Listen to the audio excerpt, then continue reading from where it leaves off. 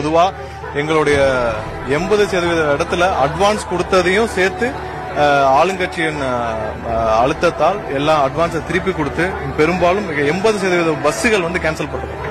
அவங்க நாங்க எங்களுடைய தொண்டர்கள் பொதுமக்கள் எல்லாம் பேருந்துகள் எல்லாம் அட்வான்ஸ் கொடுத்ததையும் சேர்த்து எங்களுக்கு அவங்க ஆளுங்கட்சியோட அழுத்தத்தால அவர்கள் எல்லாம் திருப்பி கொடுத்திருக்காங்க. பெரும்பாலும் இங்க இருக்கிற மண்டபங்கள் எல்லாமே கொடுக்க கூடாதுன்னு அறிவுறுத்தப்பட்டு அதையும் தாண்டி எங்களுடைய தொண்டர்கள் எல்லா கஷ்டத்தை, அதாவது இந்தியாவில் ஒரு அரசியல் கட்சி மக்களுக்கு நல்லது செய்ய வேண்டும் என்ற வந்த எங்களுடைய தலைவருக்கு எல்லா வழியிலும் நெருக்கடி உள்ளான ஒரே தலைவர் எங்களுடைய தலைவராகத்தான் இருப்பார். இப்ப நான் வர வழியில நான் எவ்வளவு தூரம் நான் என்னென்ன பிரச்சனை ஃபேஸ் பண்ண நான் சொல்லிடுறேன்.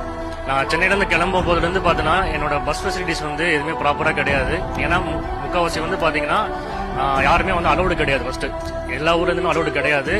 சோ அப்படி அலோவ் பண்ணீங்கன்னா நீங்க லைசன்ஸை கேன்சல் பண்ணிடுவோம் அப்படின்ற மாதிரி தான் எல்லாருக்கிட்டையும் சொல்லி வச்சிருக்காங்க. சோ அவ்வளவு டஃபா தான் நான் மார்னிங் நான் வந்தேன். காலையில 4 மணிக்கு நான் மாட்டுத்தாவணி பஸ்ல இறங்கினேன். 4 மணில இருந்து நான் ஒரு பஸ்ஸுக்கு நான் வெயிட் பண்ணிட்டு இருக்கேன். எல்லா பஸ்ஸும் போற ரூட்டு தான். ஆனா ஒரு பஸ் கூட பாத்தீங்கன்னா எந்த பஸ்ஸுமே இல்ல போகாது இதே தான் சொன்னாங்க. 4 மணில இருந்து இதே தான் சொன்னாங்க. நான் எத்தனை மணிக்கு ஏறினா கிட்டத்தட்ட ஒரு 9:30 மணிக்கு நான் ஒரு பஸ்ல ஏறி உட்காடுறேன்.